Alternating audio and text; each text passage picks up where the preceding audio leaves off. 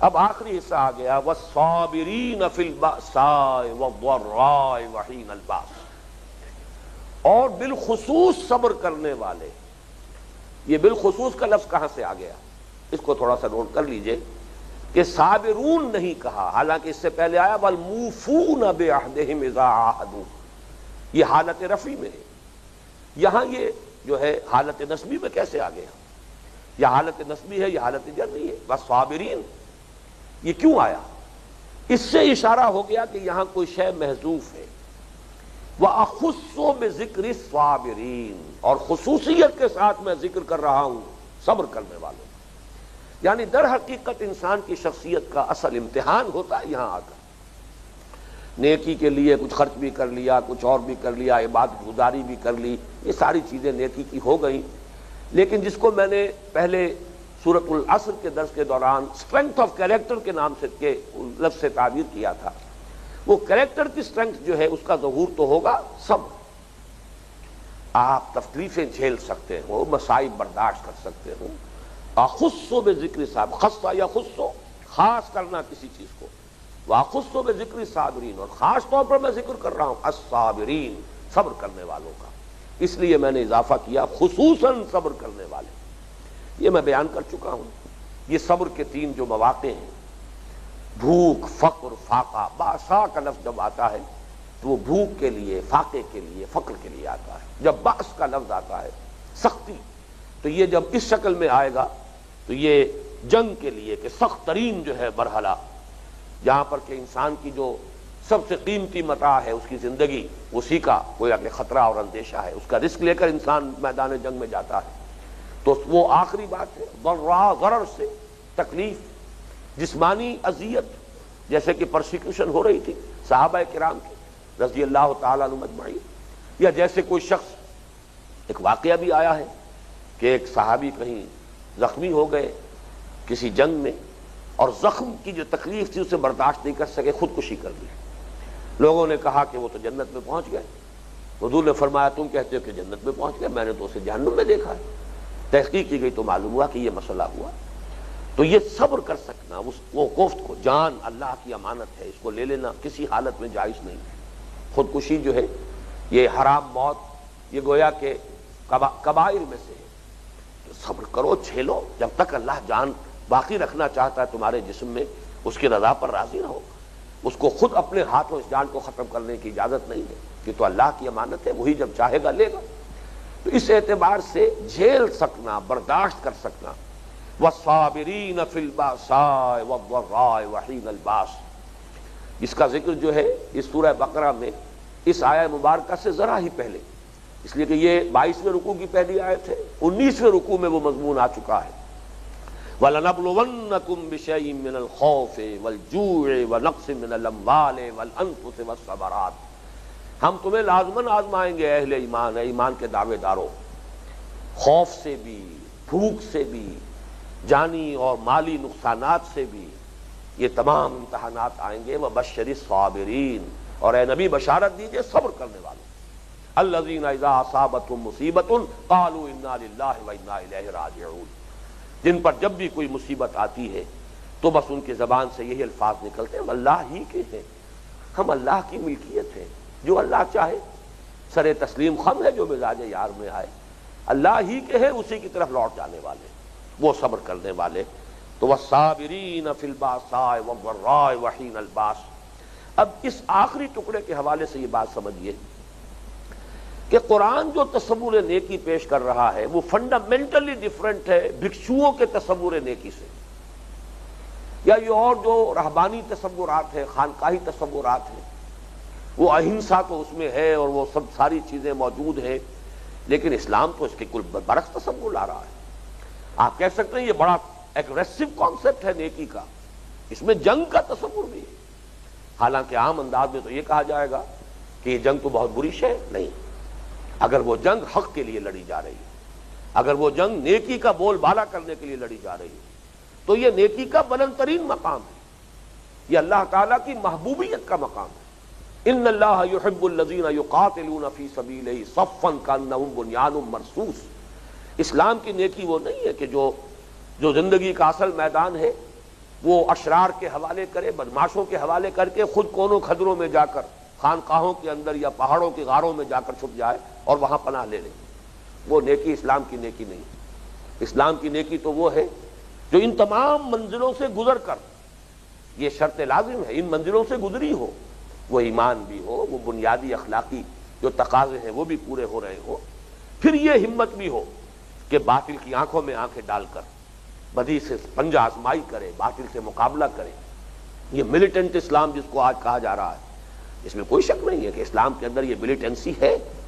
اسلام باطل کو، اگر طاقت ہے، اہل حق کے ہاتھ میں طاقت ہے، پھر وہ باطل کے وجود کو گوارا کرے تو ظاہر بات ہے پھر حق کے ساتھ ان کی وفاداری جو ہے مشکوک ہو جائے گی۔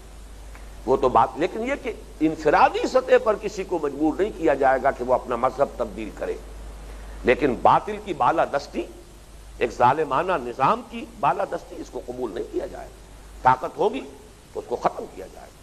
تو باطل سے پنجہ آزمائی، میدان میں آ کر اسے للکارنا، بدی سے آنکھوں میں آنکھیں ڈال کر اس سے مقابلہ کرنا، اسے چیلنج کرنا، یہ ہے نیکی کا بلند ترین مقام۔ یہ گویا کہ نیکی کی معراج ہے۔ اسی سے ایک بات ثابت ہو گئی، جب یہ کردار جو یہاں پر قرآن مجید بیان کر رہا ہے، جن کے اندر روح ایمان ہے، جو خادم خلق ہیں، جو ہمدردی کا پتلا ہیں، جو نماز کے اور زکوٰۃ کے پابندی کرنے والے ہیں، جو ایفاء عہد کرنے والے ہیں، ان کی جنگ کس مقصد کے لیے ہوگی؟ ظاہر بات ہے وہ جنگ اپنے ذاتی مفادات کے لیے نہیں کر سکتے۔ وہ جنگ جو ہے وہ صرف اپنے اقتدار کے حصول کے لیے، تلک الدار الآخرۃ نجعلھا للذین لا یریدون علوا فی الارض ولا فسادا، اپنا اقتدار مطلوب نہیں ہو سکتا انہیں۔ یہ چیز تو اس پورے فریم میں فٹ ہوتی نہیں۔ یہ پوری ایک شخصیت ہے، ایک پوری کردار کی تصویر کشی کی گئی ہے، کردار نگاری ہے جو اس ایک آیت میں موجود ہے۔ اس میں کہیں بھی یہ بات فٹ نہیں ہو سکتی۔ ان کی جنگ ہوگی تو کس لیے؟ حق کے لیے ہوگی۔ ان کی جنگ ہوگی حق کے دفاع کے لیے، حق کے غلبے کے لیے، نیکی کا بول بالا کرنے کے لیے، نیکی کے پرچار کے لیے، بدی کے استحصال کے لیے، باطل کا قلع قمع کرنے کے لیے، ظلم کو ختم کرنے کے لیے۔ یہ گویا کہ امپلائڈ ہو گیا سورۃ العصر میں جو تیسری شرط لازم ہے نجات کی، وتواصوا بالحق۔ یہ گویا کہ اس آیہ مبارکہ میں اگرچہ صراحتاً مذکور نہیں ہے، لیکن یہاں لفظ جنگ پر اگر آپ غور کریں گے اور اس پورے کردار میں اگر اس کے لیے مقام تلاش کریں گے تو اس میں خود بخود پس منظر میں بات نظر آئے گی کہ اعلاء کلمت اللہ کے لیے، اقامت دین کے لیے، حق کا بول بالا کرنے کے لیے، لتکون کلمت اللہ العلیٰ، اللہ کا بول بالا کرنے کے لیے، اور ظلم کے استحصال کے لیے، تواصوا بالحق۔ در حقیقت یہ اسی کا نتیجہ ہوگا کہ اس کے لیے وہ تکلیفیں جھیلیں، فقر و فاقہ برداشت کریں۔ چنانچہ وہ آیت بھی جو میں نے ابھی آپ کو سنائی ہے سورہ بقرہ کی، جو 19ویں رکوع کی آیت ہے، تو وہ 17ویں رکوع میں جو اس امت کا اصل مقصد آیا ہے، وَكَذَلِكَ جَعَلْنَاكُمْ أُمَّةً وَسَطًا لِتَكُونُوا شُهَدَاءَ عَلَى النَّاسِ وَيَكُونَ الرَّسُولُ عَلَيْكُمْ شَهِيدًا۔ تمہیں ایک امت وسط بنایا ہی اس لیے گیا ہے کہ تم گواہی دو پوری نوع انسانی پر، حق کی گواہی، اللہ کے دین کی گواہی دے، تو بھی محمد کی صداقت کی گواہی تمہیں گواہی دینی ہے، جیسے کہ ہمارے رسول نے تم پر گواہی دی ہے۔ وہ تم پر گواہ بنے، تم پوری نوع انسانی پر گواہ بنو۔ اس کے لیے ہے مسلمانوں کان کھول کر سن لو، یا ایھا الذین آمنوا استعینوا بالصبر والصلاۃ، اور اسی میں آگے آیا وَلَنَبْلُوَنَّکُم بِشَیْءٍ مِّنَ الْخَوْفِ وَالْجُوعِ وَنَقْصٍ مِّنَ الْأَمْوَالِ وَالْأَنفُسِ وَالثَّمَرَاتِ۔ یہ گویا کہ شواہد ہے جس کی بنا پر اس آیہ مبارکہ میں بھی چاہے صراحتاً مذکور نہیں ہے تواصوا بالحق کی کوئی چیز، لیکن یہ کہ وہ یہاں مقدر ہے، محذوف ہے، انڈرسٹوڈ ہے۔ اب آخری ٹکڑا، اولئک الذین صدقوا، یہی وہ لوگ ہیں جو سچے ہیں۔ قرآن مجید میں یہ لفظ آئے گا بار بار، چنانچہ صحیح ایمان کی ڈیفینیشن کے بعد سورہ حجرات میں الفاظ آئیں گے، انما المؤمنون الذین آمنوا باللہ ورسولہ ثم لم یرتابوا وجاہدوا باموالہم وانفسہم فی سبیل اللہ اولئک ہم الصادقون۔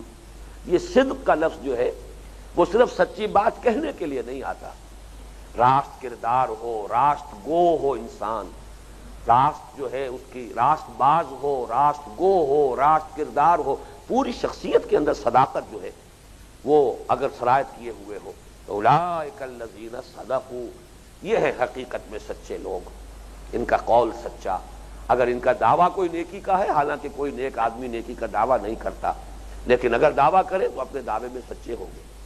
یہ لوگ ہیں کہ جو سچے انسان ہیں، یہ لوگ ہیں جو سچے صاحب ایمان ہیں، یہ کردار جن کو حاصل ہے وہ سچے مسلمان ہیں۔ وَأُولَٰئِكَ هُمُ الْمُتَّقُونَ، یہ گویا کہ ایک اضافی بات ہے جو یہاں جاتے جاتے یوں سمجھیے آخری تحفہ اللہ نے دیا اس آیت میں، کہ ضمنی طور پر یہ بھی سمجھ لو تقویٰ اسے کہتے ہیں۔ تقویٰ کا خاص طور پر معاملہ یہ ہے کہ وہ تو ہمارے ذہنوں میں بس کچھ ظواہر اور مظاہر کے ساتھ وابستہ اور متعلق ہو کر رہ گیا ہے، خاص قسم کی وضاحت، خاص قسم کا لباس، خاص قسم کا اٹھنا بیٹھنا، یہ جو حرکات و سکنات ہے، بس یہ تقویٰ ہے۔ اولئک هم المتقون، حقیقت میں تقویٰ اسے کہتے ہیں۔ اور اس اعتبار سے نوٹ کیجئے جو میں نے پچھلی نشست میں آپ کو جس آیت کا حوالہ دیا تھا بر اور لیسا کی بحث میں، لیس البر بان تاتوا البیوت من ظہورها ولکن البر من اتقى، یہاں ہے ولکن البر من آمن باللہ والیوم الآخر، اور آخر میں لفظ آیا اولئک هم المتقون، گویا کہ اس پوری آیت کو وہاں سمو لیا گیا ایک لفظ لا کر، وَلَيْسَ الْبِرُّ بِأَن تَأْتُوا الْبُيُوتَ مِن ظُهُورِهَا وَلَكِنَّ الْبِرَّ مَنِ اتَّقَىٰ، نیکی تو حقیقت میں اس کی ہے جس میں تقویٰ ہو، اور تقویٰ کس میں ہوگا؟ ریفر ٹو آیت نمبر 177۔ گویا کہ قرآن مجید کو بھی اس حوالے سے القرآن یفسر بعضہ بعضا، قرآن کا ایک حصہ دوسرے حصے کی تفسیر کرتا ہے۔ اس حوالے سے ہمیں تقابل آیات کے ذریعے سے ان کے اندر ہمیں اور رہنمائی ملتی ہے، گہری بصیرت حاصل ہوتی ہے۔ تو گویا کہ یہاں یہ بات بھی سامنے آ گئی، یہی مطلوبہ کردار ہے، یہ پیکر ہے نیکی کا۔ روح نیکی حقیقتاً اگر موجود ہے تو انسانی شخصیت میں سرایت کرے گی، تو یہ حیولہ ہے انسانی شخصیت کا جو سامنے آئے گا۔ دعا کیجئے اللہ تعالی ہمیں ان لوگوں میں شامل کرے۔ اللہم ربنا اجعلنا منہم، اللہم ربنا اجعلنا من عبادک الذین آمنوا وعملوا الصالحات وتواصوا بالحق وتواصوا بالصبر، اللہم ربنا اجعلنا من عبادک الصادقین وعبادک